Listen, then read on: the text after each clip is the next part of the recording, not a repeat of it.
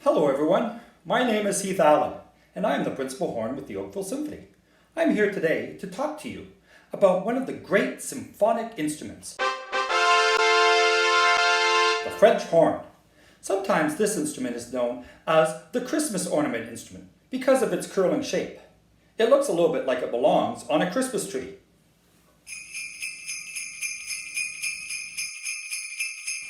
Well, it is a beautiful instrument, and it has many shiny valves and slides. But did you know that the original horns did not have any slides or valves at all, and weren't even used for playing music? They were designed instead to signal the beginning of the fox hunt in England.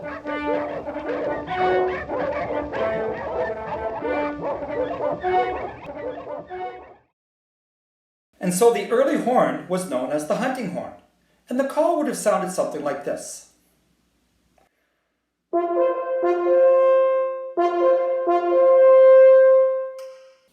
The horn call became the inspiration for many pieces of great orchestral writing, like the one I played at the beginning of this video. It is from Siegfried's Rhine Journey, from Richard Wagner's opera Siegfried. Actually, in that opera, Siegfried's call awakens the dragon, so maybe it would be best not to play it too often.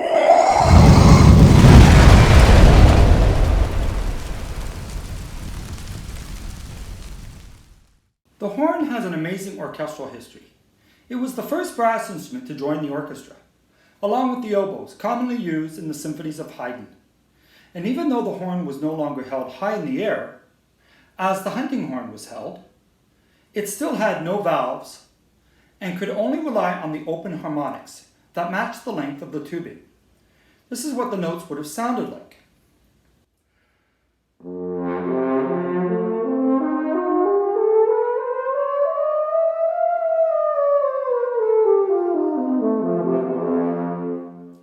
The higher the pitch, the closer the notes, and so melodies could only be played in the upper register, like this melody written by J.S. Bach from his Brandenburg Concerto No. 1. You'll notice that when I play this, I'm not using my fingers on the valves. I'm only using the open tones of the horn. And I also have to adjust a couple of the notes because they are not quite in tune. Let's see if I can do this appropriately.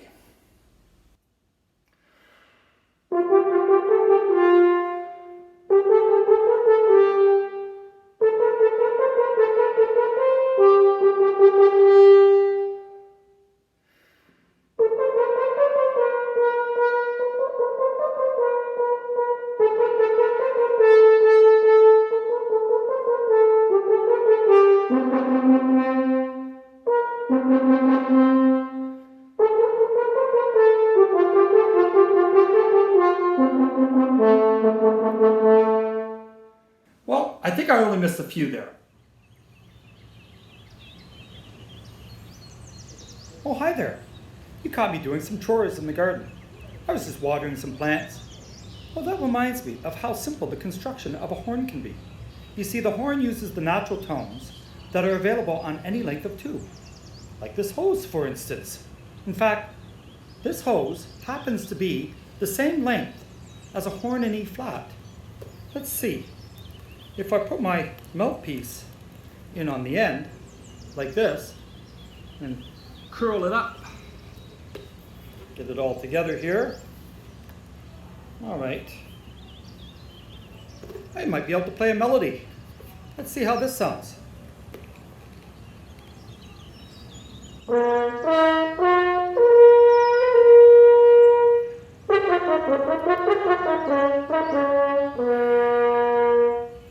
Well, how about that? I wonder if this instrument sounds as good as my shiny, very expensive modern French horn. Well, let's go take a look and see. So my friend here and I are going to play a little duet. using no valves and only the open tones of the French horn. Well, actually, I'm going to press and hold the first valve so that I can match the tone of the hose horn. Let's see how it sounds. Let's see which one sounds better.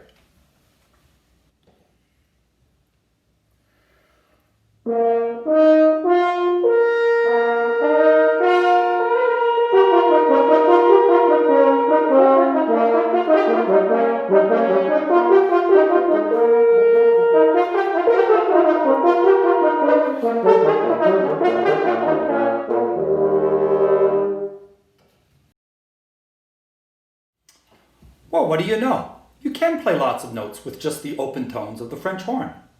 But what happens if you have no valves and you want to play other notes that are not available on the natural or the hunting horn? Well, around 1750 or so, a horn player by the name of Anton Joseph Hampel discovered that if you put your hand in the bell of the French horn, you could alter the pitch by stopping the note. Kind of like this. I will play a couple of open tones and then a couple stop notes. Notice how the pitch goes higher.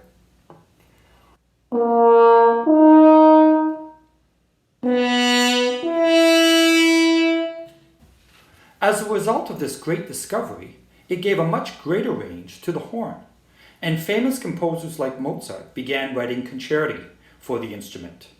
Now, I do not have a natural horn with me, so I'll demonstrate by using the E-flat first valve with my left hand, and I will stop the appropriate notes with my right hand. Here is an excerpt from Mozart's third horn concerto in E-flat.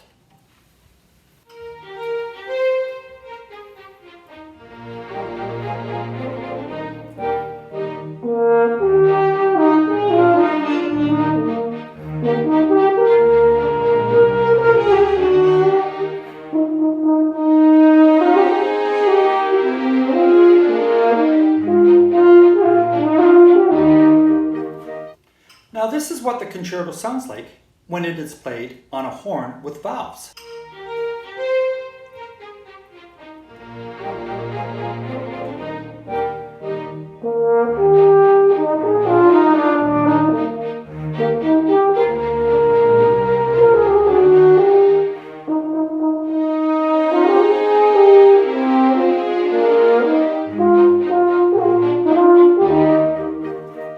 Now that sounds different, doesn't it? Certainly the notes are much more even. However, there are many horn players who still like to play this concerto on the natural horn. They feel that they are playing the piece more authentically, and that this is how Mozart would have heard the music in his head when writing the concerto. We call this period playing, and many orchestras exist around the world playing early music in the style of the day, and on replicas of instruments that have been used during that time period. Of course, the invention of valves in the early 1800s was a game changer, and the horn became much more versatile. It soon became a very important instrument in the orchestra, and is now known for its dynamic and emotional depth. From the fanfare of Beethoven's Fifth Symphony,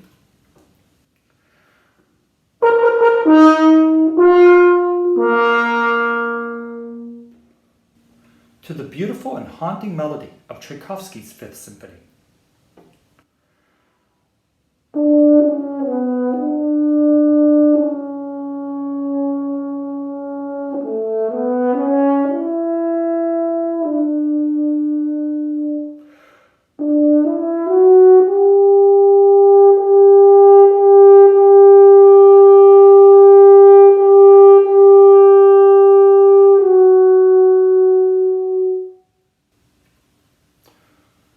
From the fast-moving and virtuosic playing of the exciting Richard Strauss's First Horn Concerto,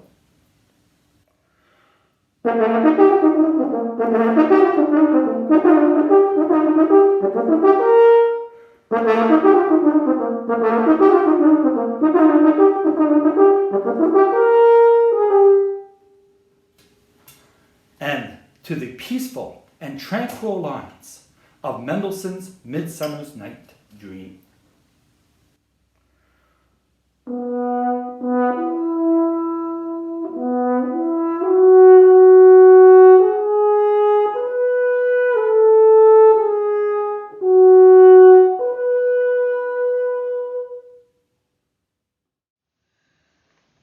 You know, the horn doesn't just play great orchestral music. The French horn can play in many different types of ensembles and many different types of music as well. You can hear the French horn playing in a brass quintet, which consists of 2 trumpets, French horn, trombone, and tuba. You can hear the French horn playing in a woodwind quintet, which consists of a flute, oboe, clarinet, bassoon, and the French horn. The French horn is renowned for playing great jazz music, and you can even hear a horn choir, which is a horn ensemble made up of instruments, French horn instruments, between the numbers of 8 and 24. That's incredible, and the sound is amazing. You know, the horn can play in many different types of musical configurations. It's very versatile and blends so well with other instruments. One of the most important contributions the horn has made in the 20th and 21st centuries is in film and television. I mean, think about it. What depicts space, the final frontier, as spectacularly as the opening of Star Trek? Space, the final frontier.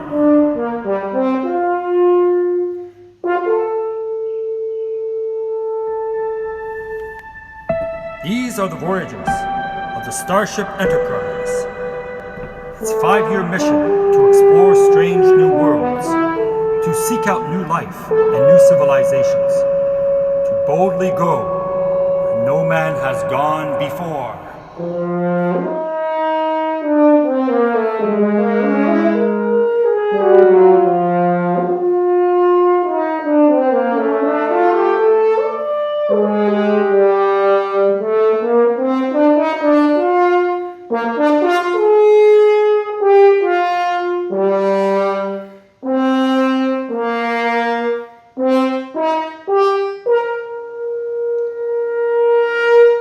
Or how much less impactful would Luke Skywalker's glance into the double sunset of Tatooine have been if his melody, brilliantly written by John Williams, had not been played on the French horn?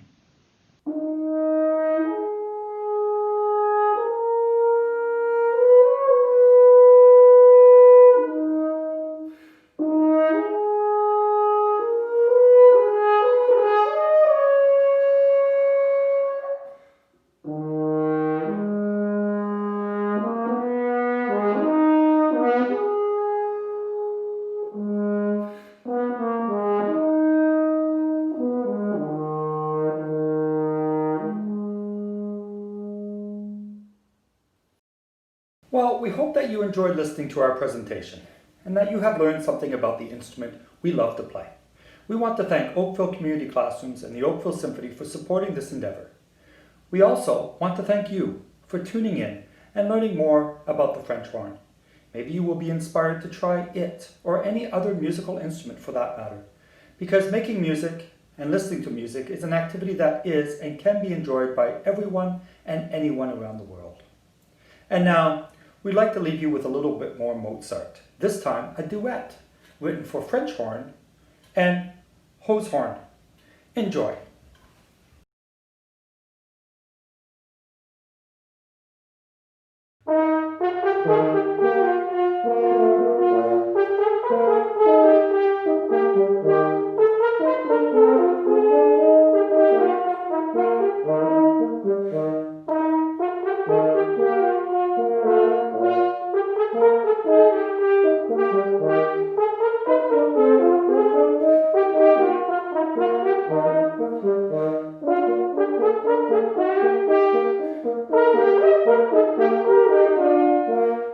Thank you.